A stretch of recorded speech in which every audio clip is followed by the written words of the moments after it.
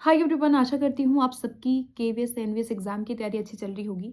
और ये भी साथ के साथ टेंशन हो रहा होगा कि 10 से 15 दिन में हम कैसे सिलेबस को पूरा करें, कैसे करें, कौन से पार्ट को ज़्यादा करें, कि क्या ऐसा करें कि टियर 1 हमारा सक्सेसफुली हम उसको क्लियर कर लें।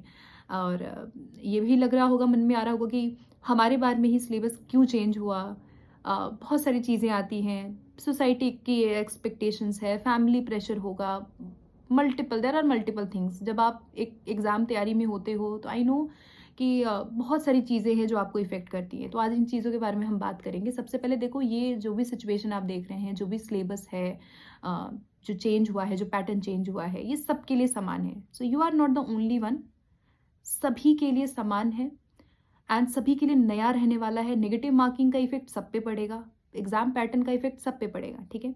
दूसरी चीज़, ये पूरा का पूरा जो एग्ज़ाम आप देख रहे हो, ये आपका सिलेबस को लेकर के नहीं है। ये आपके strategy and how you deal with your syllabus, how you deal with the negative marking.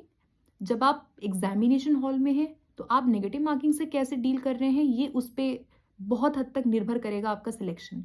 So the core thing is कि आपका जो अटेम्प्ट करने का तरीका होगा, नेगेटिव मार्किंग से बचने का जो आपका एक तरीका होगा, कि आपको हर क्वेश्चन को अटेम्प्ट नहीं करना है। You have to only attempt those questions जिनमें आप 2 में कन्फ्यूज़ हैं।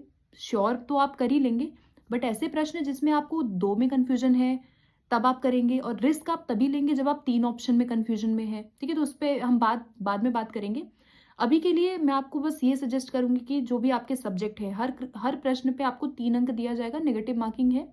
सो try to focus on 3 major subjects. सबसे पहले भाषा पे फोकस करना। अगर आपको भाषा आती है तो स्कोरिंग आपका सब्जेक्ट रहेगा भाषा, इंग्लिश, हिंदी बोथ। दूसरा आपका कंप्यूटर रहेगा, जिसके अंदर अगर आप फैक्चुअल पढ़ लेंगे, स्पेसिफिक टू द पॉइंट पढ़ेंगे, तो कंप्यूटर बहुत स्कोरिंग सब्जेक्ट आपका रहने वाला है। तो आप उसके लिए मेरे चैनल पे जा सकते हैं, आप कोर्सेज को सर्च कर सकते हैं। I have already made a whole course on ICT. English के लिए आप सर्च कर सकते हैं।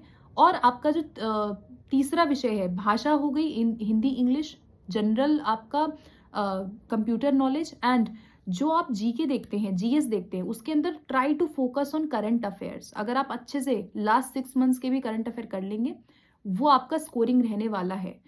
और ऑफ कोर्स जिनका पहले से मैथ रीजनिंग आता है, तो उनके लिए फ़ायदे वाली चीज़ साबित होने वाली है। बट अगर आपको नहीं भी आता है, तो जितना आपसे हो रहा है, आप उतनी प्रैक्टिस करिए।